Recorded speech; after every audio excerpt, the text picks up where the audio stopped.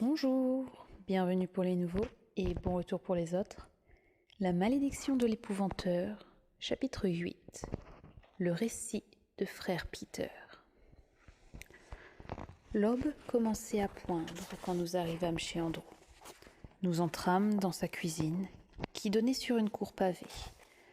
Il m'offrit de partager son petit déjeuner. Ce n'était pas grand-chose, juste un œuf et une tranche de pain grillé. Je le remerciai, mais je devais refuser, car je poursuivais mon jeûne. Manger, c'était accepter de ne plus revoir l'épouvanteur et de ne pas affronter le fléau avec lui. De toute façon, je n'avais pas faim. Depuis l'arrestation de mon maître, j'avais passé chaque minute à réfléchir à un moyen de le tirer de là et de sauver aussi Alice. Si je n'en trouvais pas, ils finiraient tous deux sur le bûcher. Une pensée me frappa soudain. Je me tournai vers le serrurier. Le sac de Monsieur Grégory est toujours dans ma chambre, à l'auberge du Taureau Noir, et il a dû laisser son bâton et ses affaires dans la sienne. Comment les récupérer ? Voilà au moins une chose que je peux régler, dit Andrew. Ce serait trop dangereux pour toi ou moi d'y aller. Je connais quelqu'un qui s'en chargera. Je m'en occuperai tout à l'heure. Tandis que je regardais Andrew manger, un son lugubre retentit au loin. « C'est une cloche de la cathédrale ?» Andrew confirma d'un hochement de tête et continua de mâcher sans entrain. Il ne semblait pas avoir plus d'appétit que moi. Je me demandais si cette triste sonnerie appelait les fidèles à un office matinal. Mais avant que j'aie pu l'interroger, le serrurier déglutit et soupira. Ça annonce une mort à la cathédrale ou dans l'une des églises de la ville, à moins qu'un autre prêtre soit décédé dans le comté et que la nouvelle vienne juste de parvenir au presbytère. Je crains que ce soit le sort réservé à tous ceux qui s'en prennent à l'obscur et à la corruption au cœur de notre cité. On entend souvent le glas ces temps-ci. Cette idée me fit frissonner. Je repris. Les habitants de Preston savent-ils que le fléau est le responsable de cette période de malheur, ou les prêtres sont-ils les seuls à être au courant ? La présence du fléau est connue de tous. Dans le quartier de la cathédrale, la plupart des gens ont muré la porte de leur cave. La peur est partout, mêlée de superstition. Qui pourrait blâmer ces malheureux, puisqu'ils ne peuvent même plus compter sur leurs prêtres pour les protéger ? Pas étonnant que les congrégations voient leurs effectifs décroître. Avez-vous terminé la clé ? Les épaules d'Andrew s'affaissèrent. Oui, hélas, mon pauvre John n'en aura plus l'usage. Je me mis à parler très vite pour qu'il ne puisse m'interrompre et que j'aie le temps d'expliquer mon plan. C'est nous qui nous en servirons. Les catacombes s'étendent sous la cathédrale et sous le presbytère. Il y a sûrement un moyen d'y accéder par là. Nous attendrons la nuit et quand tout le monde dormira, nous pénétrons dans le bâtiment. « Ce serait de la folie !» fit Andrew en secouant la tête. Le presbytère est immense. Il compte une infinité de pièces dans les étages et au sous-sol. Nous ignorons où sont enfermés les prisonniers. De plus, ils sont gardés par des soldats en armes. Veux-tu brûler ? Toi aussi ? Moi pas. Ça vaut le coup d'essayer, insistai-je. Personne ne s'attend à voir quelqu'un surgir en bas, depuis le territoire même du fléau. Nous jouirons de l'effet de surprise, sans compter que les gardes seront peut-être endormis. Non, refusa fermement le serrurier. Inutile de sacrifier 2 vies de plus. Alors, donnez-moi la clé. J'irai seul. Tu te perdras sans moi. Les galeries sont un vrai labyrinthe. Donc, vous connaissez le chemin. Vous êtes déjà descendu là-dessous. Oui, je sais comment arriver à la grille d'argent. Je ne me suis jamais aventurée plus loin. Et n'en ai nulle envie. La dernière fois que j'y suis allée avec John, c'était il y a 20 ans. Cette créature a manqué de le tuer. Et tu as entendu ce que disait mon frère. Elle n'est plus un simple esprit. Elle se transforme en Dieu. C'est quoi ? Nous ignorons ce que nous aurons à affronter. On parle d'un chien noir, féroce, au croc énorme, d'un serpent venimeux. Le fléau peut lire tes pensées. Rappelle-toi, il prend l'aspect de tes pires terreurs. Non, c'est trop dangereux. Quel sort est le pire? Brûler vif sur le bûcher de l'inquisiteur ou être mis à mort par le fléau? Je ne saurais trancher. Un gamin comme toi ne devrait pas être confronté à un tel choix. Ne vous inquiétez pas de ça, dis-je. Occupez-vous des serrures. La suite me regarde.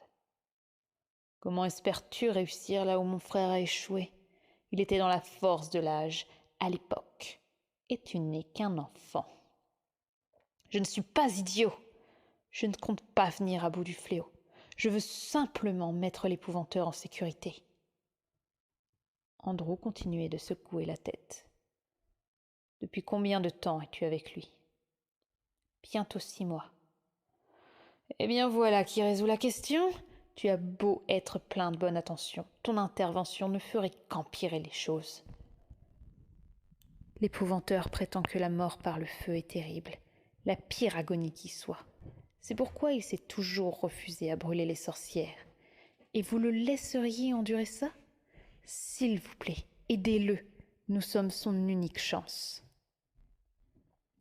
Cette fois, Andrew ne répliqua rien. Il resta assis un long moment, songeur. Quand il se leva, il me recommanda seulement de ne pas me montrer. Cela me parut de bon augure. Au moins, il ne m'avait pas envoyé faire mes bagages. Je demeurai assis au fond de la cuisine, tapant des talons contre le sol, tandis que le jour se levait lentement. Malgré ma fatigue, je n'avais pas dormi. Après les événements de la nuit, j'en aurais été incapable. Andrew était au travail. Je l'entendais s'activer dans son atelier. De temps en temps, la sonnette de la porte tintait, annonçant l'arrivée ou le départ d'un client. Lorsque le serrurier revient dans la cuisine, il était presque midi. Son expression avait changé. Il me sembla solennel et quelqu'un le suivait. Je sautai sur mes pieds, prêt à m'enfuir. Mais la porte de derrière était verrouillée et les 2 hommes se tenaient devant l'entrée, l'autre issue. Puis, je reconnus l'étranger et me détendis. C'était le frère Peter, chargé du sac de l'épouvanteur, de son manteau et de son bâton. « Tout va bien, petit » fit Andrew, en s'approchant pour mettre les mains sur mes épaules d'un geste rassurant. « Quitte cette mine effarée. Frère Peter est un ami, tu vois, il t'apporte les affaires de John. » Le frère sourit. Je le remerciai d'un signe de tête et déposai le tout près de ma chaise avant de me rasseoir. Les 2 hommes prirent un siège et s'installèrent en face de moi. Frère Peter avait la peau tannée de ceux qui ont travaillé toute leur vie en plein air, sous le soleil et dans le vent. Il était grand et voûté, peut-être à force de se courber vers la terre, avec un plantoir ou un sarcloir depuis trop d'années. Une lueur amicale dansait dans ses yeux écartés, et, en dépit de son nez, aussi crochu qu'un bec de corbeau, mon instinct me souffla que c'était un brave homme. « Eh bien, me dit-il, tu as eu de la chance de tomber sur moi la nuit dernière. Si un autre avait été de ronde, tu aurais aussitôt réintégré ta cellule. Le père Kynes m'a convoqué peu après, à l'aube, et j'ai dû répondre à pas mal de questions embarrassantes. Il n'était pas content du tout. »« Je suis désolé, murmurai-je. Frère Peter souria de nouveau. « T'inquiète pas, petit. Je ne suis qu'un jardinier et j'ai la réputation d'être dur d'oreille. Il aura vite mieux à faire qu'à se soucier de moi. Et l'inquisiteur a bien assez de victimes à brûler. Vous vous êtes mis en danger en me permettant de fuir. » Frère Peter haussa les épaules, puis il s'adressa à Andrew. « Bien que le père Kynes soit votre parent, je ne lui fais pas confiance. J'ai dans l'idée que le fléau le manipule. »« C'est également ce que je crois, » dit Andrew. « John a été dénoncé, et je suis sûr que le fléau tire les ficelles. Il s'est servi du falot personnage qu'est notre cousin pour se débarrasser de mon frère, sachant que John est une menace. Oui, tu as raison. Tu as remarqué sa main bandée? Il prétend s'être brûlé avec une chandelle. Or, le père Handel souffrait de la même blessure après que le fléau soit emparé de lui. À mon avis, le père Kynes a donné son sang à cette créature. Je dus paraître horrifié car frère Peter se leva et passa un bras autour de mes épaules. N'aie pas peur, petit. Il reste des hommes honnêtes dans cette cathédrale. Je ne suis qu'un humble frère, mais j'estime être l'un d'eux. J'accomplis la volonté du Seigneur chaque fois que je le peux. Je ferai tout ce qui est en mon pouvoir pour vous aider, toi et ton maître. L'obscur n'a pas encore gagné. Alors mettons-nous à l'ouvrage. Andrew m'a appris que tu étais assez courageux pour envisager de descendre dans les catacombes. Est-ce vrai? Il me fixait, frottant le bout de son long nez d'un air pensif. Puisqu'il faut que quelqu'un le fasse, dis-je, je vais essayer. Et si tu te trouves devant... Il laissa sa phrase en suspens, comme s'il n'avait pu se résoudre à prononcer le nom terrible. T'a-t-on parlé de ce que tu risquais d'affronter? Reprit-il. Un être qui change d'apparence, qui lit dans les esprits, qui...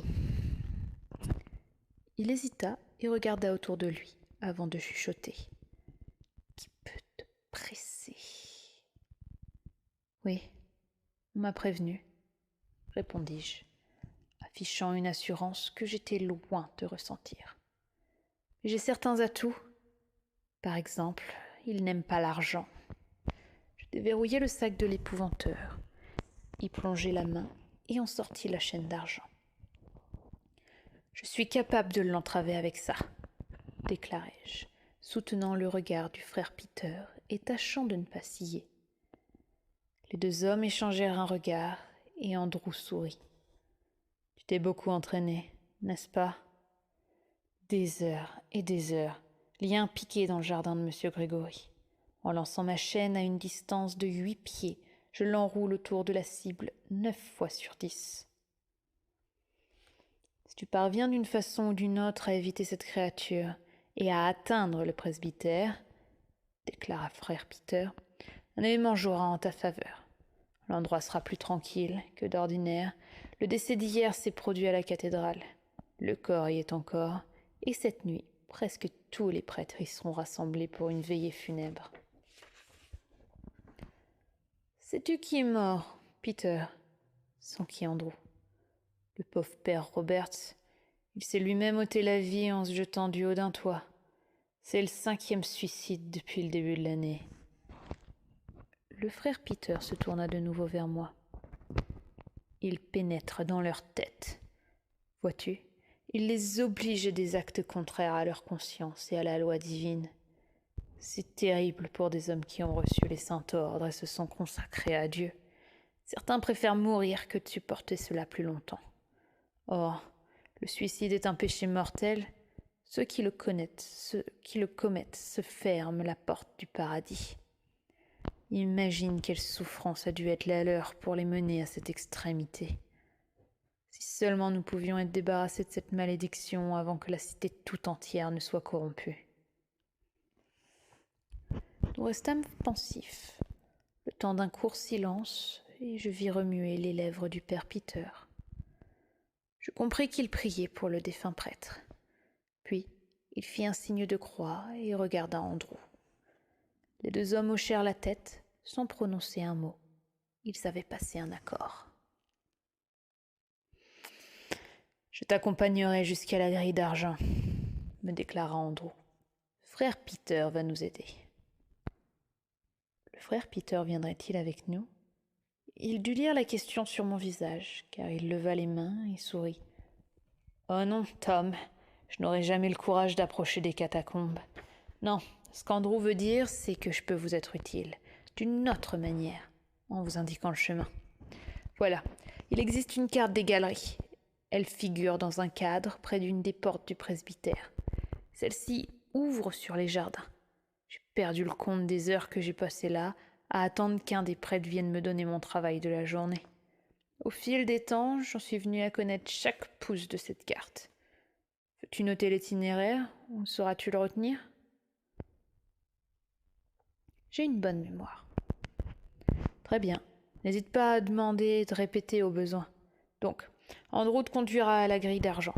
Lorsque tu l'auras franchie, continue tout droit jusqu'à un embranchement. Là, prends le couloir de gauche. Tu atteindras des marches qui mènent à une grande cave à vin. La porte en sera fermée à clé. Mais cela ne représente pas un problème quand on a un ami tel qu'Andrew. Tu n'auras plus qu'une autre porte à passer, au fond, à droite, pour sortir du cellier et te retrouver dans les sous-sols du presbytère. Le fléau ne risque-t-il pas de me suivre dans la cave et de s'échapper? M'inquiétai-je. Non, il ne peut quitter les catacombes que par la grille d'argent, à condition qu'on la lui ouvre. Évidemment, toute autre issue lui est interdite. Tu seras donc en sécurité dès que tu seras dans la cave. Simplement, avant de la quitter, tu devras faire une chose. Il y a une trappe dans le plafond à gauche de la porte. Elle donne sur une venelle qui longe le mur nord de la cathédrale. Les livreurs l'utilisent pour descendre le vin et la bière dans le cellier. Déverrouille-la avant d'aller plus loin. Ce sera plus simple pour t'échapper ensuite que de retourner jusqu'à la grille. Tout est-il bien clair? Ne serait-ce pas encore plus simple d'accéder directement à la cave par cette trappe? Demandai-je. De cette façon, j'éviterai à la fois la grille d'argent et le fléau. J'aimerais que ce soit aussi facile, mais c'est trop risqué.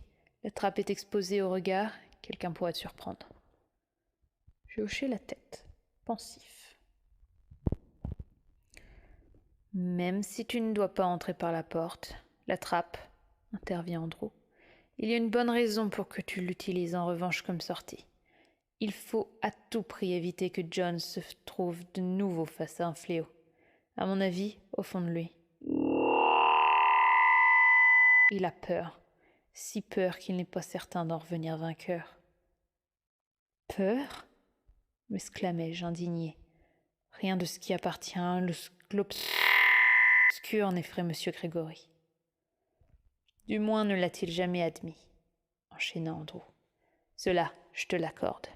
Malheureusement, une malédiction l'a touché il y a longtemps, et je lui coupai la parole. Mon maître ne croit pas aux malédictions. Il vous l'a dit. Si tu me permets d'ajouter un mot, insista Andrew, je t'expliquerai. C'est une malédiction d'une puissance redoutable. À cette époque, 3 assemblées de sorcières de Pendle s'étaient alliées. John interférait trop dans leurs affaires. Aussi, mettant de côté leurs griffes et leurs querelles, le maudirent-elles ensemble. Elles célébrèrent un sacrifice, et des innocents furent massacrés. La célébration eut lieu pendant la nuit de Walpurgis, la veille du 1er jour de mai, il y a 20 ans. Ensuite, elles lui envoyèrent les termes de la malédiction sur un parchemin éclaboussé de sang. Elle m'a révélé un jour ce qui était écrit dessus. Tu mourras en un lieu obscur, au plus profond des profondeurs, sans un ami à tes côtés. Catacombe, soufflai-je, la gorge serrée. S'il affrontait le fléau, seul, dans ces souterrains, les conditions de la malédiction seraient réunies. Oui, les catacombes, reprit Andrew. Comme je te le disais, tu devras utiliser la trappe. Peter, pardon de t'avoir interrompu. Le frère eut un pâle sourire et continua. Après avoir déverrouillé la trappe, tu sortiras de la cave et tu tomberas dans un couloir au bout duquel se trouve une cellule. C'est là qu'on enferme les prisonniers. Ton maître sera là. Mais pour y parvenir, il te faudra passer devant le corps de garde. Ce sera plus dangereux. Cela dit, les sous-sols étant humides et glaciales, les gardes auront allumé un feu dans la cheminée. Si Dieu le veut, ils auront fermé la porte de la salle pour conserver la chaleur. En tout cas, tu n'auras plus qu'à délivrer M. Grégory et l'entraîner loin de la ville. Il reviendra s'occuper de cette immonde créature une autre fois, lorsque l'inquisiteur sera parti. Non, s'écria Andrew. Après tout ce qui s'est produit, j'espère qu'il ne remettra jamais les pieds ici. S'il ne combat pas le fléau, protesta frère Peter, qu'il fera? Je ne crois pas aux malédictions, moi non plus. Avec l'aide de Dieu, John vaincra cet esprit diabolique. La situation empire et je serai probablement la prochaine victime. Pas toi, Peter. J'ai rencontré peu d'hommes ayant ta force de caractère. Le frère haussa les épaules. Je lutte de mon mieux. Lorsque je l'entends chuchoter à mon oreille, je prie avec plus de ferveur. Dieu nous donne le courage dont nous avons besoin, si nous avons la sagesse de lui demander. Quelque chose doit être fait, sinon j'ignore comment cette histoire va se terminer. Elle se terminera quand la population en aura assez, dit Andrew. Je m'étonne qu'elle supporte la perversité de l'inquisiteur si longtemps. Certains des prisonniers qui vont être brûlés ont des parents et des amis ici. Les gens seront bientôt à bout. Peut-être, peut-être pas, grommela frère Peter. Beaucoup aiment les spectacles des bûchers. Il ne nous reste qu'à prier.